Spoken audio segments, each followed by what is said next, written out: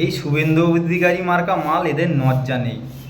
এরা মুসলিমদের খোঁচা মারছে আর হিন্দুদের জুতোর বাড়ি খাচ্ছে, তাও এদের কোনো লজ্জা হয় না। এরা এক একটা সময় এক একটা এমন এমন সিস্টেম এরা তৈরি করছে, এরা ঝ্যাঁটার জুতো খাবে, এরা কোনো লজ্জা নেই। আগামী দিনে এদেরকে দেশে কোনো জায়গা নেই, রাজনীতির দল করা এদের যোগ্য নেই। এরা যোগ্য জবাব আগামী দিন জনগণ এদের দেবে।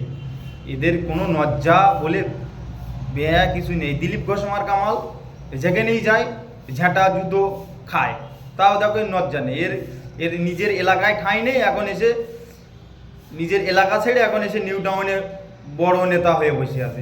নিজের এলাকায় যায় আর ছুটে ছুটে পালায়, নিজের এলাকায় যায় ছুটে ছুটে পালায়। আর এই শুভেন্দুর অধিকারী মাল কিছুদিন চলছিল, এ প্রোডাক্ট ব্যান হয়ে গেছে, এখন এর মাথা খারাপ হয়ে গেছে। এর মাথায় এমন বাস পড়েছে, এখন এই মুসলিমদের নিয়ে পড়ে গেছে। এর কাজ আর কিছু নেই, মুসলিমদের একটু উল্টোপাল্টা বলে যদি হিন্দু সমাজের মানুষ আমাকে যদি চায়, তো এর চাইতে চাইতে এমন জুতো খাচ্ছে, আগামী দিনে এই জুতো খেয়ে খেয়েই এর জীবনটা যাবে। আগামী দিনে এর ভোট কেউ দেবে না। এর যে জায়গায় ভোট চিহ্ন থাকবে সে জায়গায় মানুষ ওই জুতোয় করে গুলা গিয়ে সেই বোতামটা দাবাই দেবে। এর ভোটের আগামী দিনে এর ভোট দেওয়ার মতো মানুষ জনগণ কেউ নেই, এর পিছনে কেউ নেই। শুধু 4-5টা গার্ড নিয়ে ঘুরছে, এই গার্ডের জন্য এর রাজনীতিক ক্যারিয়ারটা আসে, আর না তো এর রাজনীতি করার মতন প্রতিষ্ঠান যোগ্য নেই।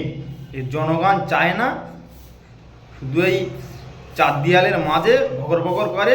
এর জনসম্মুখে যদি এইসব উস্কানিমূলক কথা বলে, এর মনে হয় সেখান থেকে ফেরার ক্ষমতা এদের নেই।